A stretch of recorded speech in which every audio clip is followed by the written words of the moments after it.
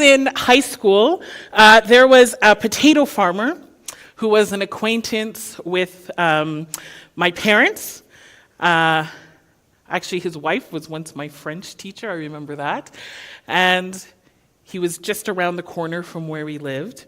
And my parents thought it was a good idea to volunteer their children to go and help them pick potatoes. And there was going to be a small amount of pay for a large amount of work. There were probably about 20 of us who showed up at around 7 or 8 in the morning, and we worked for hours picking potatoes by hand out of the dirt. And I don't want you to imagine that this was a transcendent moment for me. I don't want you to think that I was like, oh, finally my hands are in dirt. I feel so connected to the ground. I hated it. It was terrible. It was dusty. It was dirty. And it reminded me, one, I don't really love outside stuff, and two, I should not be a farmer. I only participated 1 year, as you can imagine, and we got paid, I don't even remember, I feel like it was like in the 90s. I feel like we got paid like $40 or something like that. Like it wasn't great, but maybe I'm exaggerating. And I'm sure whatever we got paid just didn't feel like enough. But I just can't imagine if I had showed up from 7 in the morning, and it was 2 days, so both days, and on the last day, if someone had come at the last hour and had gotten paid that same measly few dollars, I can't imagine how irritated I would have been, because 1 hour of work was by far not equivalent to 8 and definitely not equivalent to 16. That came to me as I was thinking about Matthew chapter 20, which is where we get to sit and listen and be part of the crowd as Jesus tells a story. And the story that Jesus tells on that day is that of a farmer who goes out early in the morning to hire some laborers to work in the vineyard. He finds a group of men who are looking for employment, and he brings them to the field. And as the morning stretches, the farmer notes that there's still quite a bit of work to do, and so he goes back out and he brings some people in at 9 in the morning, and he promises them, yes, I'm going to pay you a day's wages. Then he looks out at noon. He says, oh, there's still so much to do. He goes out, he gets some more people to come and promises them a day's wages. Then at 3, and then finally at 5 in the evening, about 1 hour before they're finished, he comes and he offers more people to come to work and more people to be paid for a day's wages. And so right around 6, as the work is complete, and the farmer begins to think about how he's going to pay everyone, he begins to call people forward, from those who came at 5 all the way back to those who came at 6 or 5 in the morning. And so he starts with the ones who came last, and he pays them a day's wages. Now you can imagine that if you were watching that and you knew that they were getting paid the same, that if you had come at 6 in the morning, you're beginning to think, oh, let's calculate this. Let's figure it out. So they're getting paid like $120 for 1 hour. So how much am I going to get paid for the day? Only to discover that as he passed out the money, that everyone got exactly the same amount. And this leaves those who arrived at the beginning of the day, before the sun came up, the ambitious ones, those who get up early every day looking for work on a daily basis, those known for their capacity, those known for their capabilities, those who are the ones who have that strong work ethic that we love so much, those who were always chosen first. This leaves them discontent. This leaves them angry and annoyed and wondering why this farmer has not rewarded them or at least kept better time logs. But instead he has treated them, the ones known for their hard work, the ones known for their commitment to task, the ones known for always getting a gold star, the ones who always had the A+ in school, the same ones, he gives them the same amount as those who would hang out to be hired in the middle of the day. He gives the same amount to those who sleep in, to those who eat and drink and have fun before they come out to work. He gives the same amount to those who show up every evening just as farmers are almost done, knowing that they might just get a little bit and only have to do a little bit of work. Their complaint isn't that everyone gets paid. Their complaint is that they get the same as those who just don't seem to have worked as hard or as long or as well as others. And their complaint is valid. I think so. And so they go to the farmer and they query out loud about the unfairness of the situation. But the landowner, the farmer, this employer, is not like others. And his principles are not like those of the other farmers and vineyard owners in the region. And so he looks at them and he says, I am not unfair. I paid you what I agreed to pay you. If I want to give someone else more, is that not my right? It's my money. I can do what I want. After all, everything belongs to me. And then he asks the question, or are you just envious that I am generous? Robert Farrar Capone notes about this parable, the farmer, like God, is only crazy, not stupid. Like God, he has arranged for their recompense to be based only on the weird goodness that he is most famous for, not on the just deserts they had infamously imagined for themselves. Every last envelope has equal amounts, no more for those who worked all day and no less for those who didn't, which of course goes down like Gatorade for those hired last, like dishwater for the next to last, like vinegar for the almost first, and like hot sulfuric acid for the first of all. Isn't that a good description? I understand that feeling. For the religious in the crowd, those who had studied, those who had devoted their lives to following the law, those who had been hired early in the day, this kind of story was a bit of a problem. It didn't match their ideas of fairness. It didn't match how the world was supposed to work in their minds. And it didn't match their ideas about God. But that was precisely the point. Where it was imagined that the way of God was all about keeping accurate records of right and wrong, about who is in and who is out, Capone notes that bookkeeping is the only punishable offense in the kingdom of heaven. For in that happy state, the books are ignored forever, and there is only one book of life, and in that book, nothing stands against you. There are no debit entries that can keep you out of the clutches of the love that will not let you go. There is no minimum balance below which the grace that finagles all accounts will cancel your credit. And there is, of course, no need for you to show large amounts of black ink because the only auditor before whom you must finally stand is the Lamb, and he has gone deaf and dumb and blind on the cross. The last may be first and the first last, but that's only for the fun of making the point. Everybody is on the payout queue and everybody gets full pay. And for some reason, that comes as good news to those who come last, but is considered devastating and untenable to those who are first. That is precisely where we find Jonah in chapter 4. Jonah is devastated. He's devastated because the Ninevites have responded to his message with repentance. His hope had been that he would deliver his message. He would then sit back and watch fire fall from heaven as it consumed them. I don't know if there's anyone who's a Jamaican, but they often have this song about fire, fire, fire, fire fall, right? So this is what they were waiting for. They were waiting for fire, and not the Holy Ghost kind. And so as he wanted God to be somewhat like him, crushing, condemning, and unforgiving.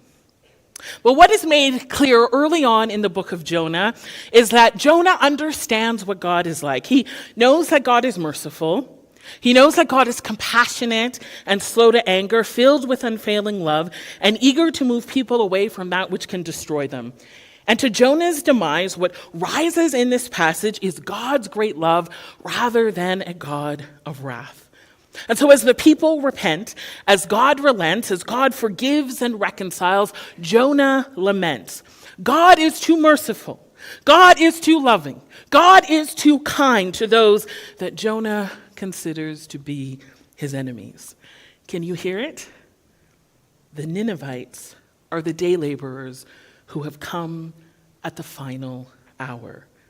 And they are receiving precisely what Jonah had received, what those like him have always understood and always had access to. And Jonah laments as one who was hired first. How unfair are you? And God's question is this: are you envious of my generosity? In Erica Brown's book, she's a Jewish scholar, and the book is called The Reluctant Prophet, and she's struck by how this passage is a part of Yom Kippur, the Jewish Day of Atonement. She says this is considered the holiest of days, and it's the culmination of weeks of reflection and remembrance with the intention of drawing hearts towards forgiveness of others and seeking forgiveness from God. She notes that the last reading of the day is from Noah, which she says is timely because after a day of lamenting, after a day of saying, I'm so terrible, I'm so horrible, and talking about everything you've done wrong towards God and others, she says there's this reminder that none of it, none of what is spoken, none of what is offered, none of what is confessed is big enough or wrong enough or repeated enough or distasteful enough to keep you from the love of God. She says, late in the day, when we are overwhelmed by the number of times we have beaten our chests in contrition and feel deeply insecure about our fate in the coming year, there is only one matter that we can be absolutely sure of: God's love. If we count every sin as our liturgy and tradition encourage, we might be paralyzed by self-loathing. Yet while we must do our best to name and make a reckoning for our misdeeds, these ultimately will not come between us and a loving God.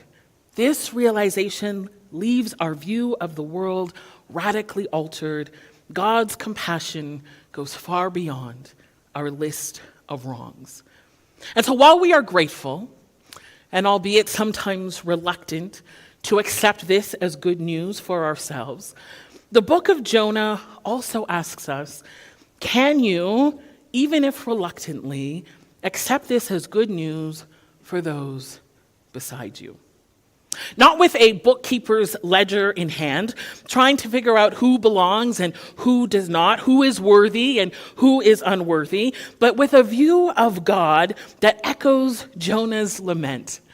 I know that you are merciful and compassionate, slow to anger, and filled with unfailing love. What does it look like for you to receive God's love without turning it into a ledger, and to offer such love without a return to bookkeeping or gatekeeping for our neighbors, those who are strangers, and even for those that we might call our enemies? Perhaps it looks like someone like Dorothy Day. Dorothy Day is a well-known Catholic worker who founded the Catholic worker movement. And she spent decades running houses of hospitality for the poor in New York. These were spaces where people who were hungry and addicted, angry, disruptive, and often ungrateful were fed and housed and treated as neighbors.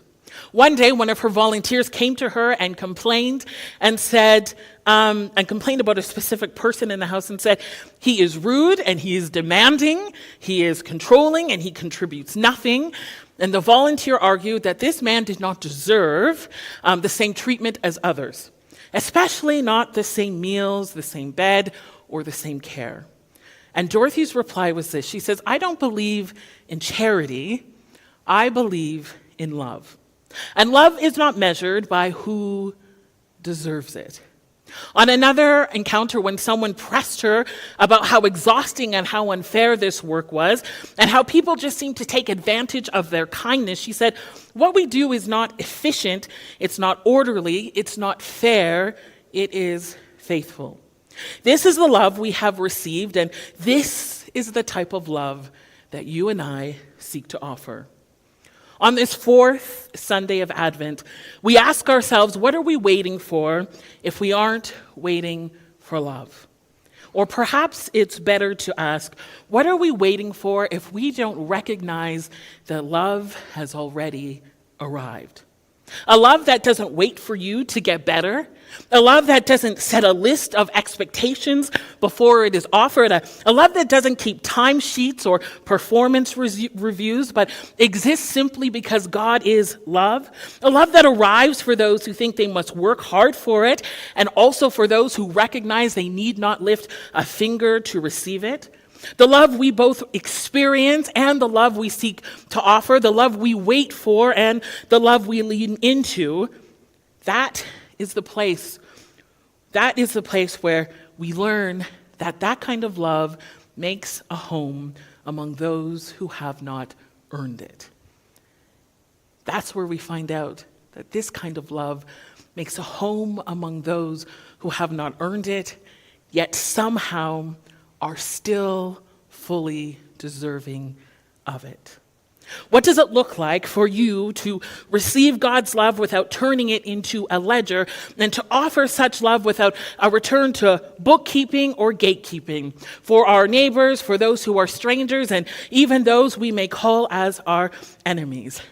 It's a love that looks like forgiveness that you have received by God who so loved the world. It's love that looks like acceptance and belonging, even when institutions and powers and principalities teach us to be exclusive. It's the love that makes space for the outsider at our dinner tables, the ones who remember those who are forgotten and sees the person beside them as worthy of full humanity simply because they exist and not because what they have done or what they have contributed.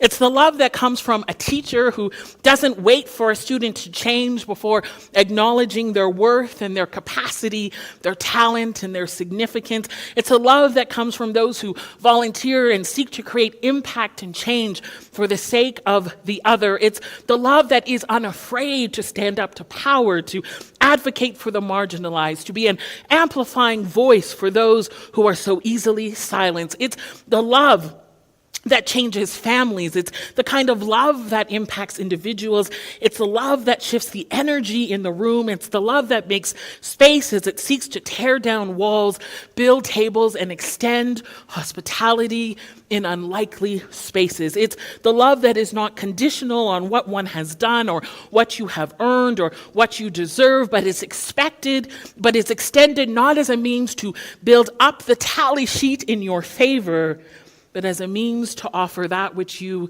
have already received, as a means to offer that which you have experienced, which is mercy and compassion and unfailing love. It's the kind of love that recognizes that the first shall be last, and the last will be first, and that is simply a reminder that everybody is on the payout queue and everybody gets full pay. So as we get ready for Christmas Day, the arrival of good news, the God who is love arriving as one of us so we can know what love is, we ask the question, what are you waiting for if you aren't waiting for hope? God is already at work, and are we hopeful enough to join in? What are we waiting for if we aren't waiting for peace? Will we join in the work of the renewal of all things? Will we seek a world made whole? What are we waiting for if we aren't waiting for joy? Do we seek to live lives that bring God joy? What are we waiting for if we aren't waiting for love? What are we waiting for if we don't realize that love has already arrived? Our waiting is nearly over, and yet our waiting has just begun. But now we wait with hope, and we live out hope. Now we wait with peace and we offer peace. Now we wait with joy and we seek to bring joy. Now we wait with love and live as ones who know that love has already arrived. I'm going to ask the worship team to come forward.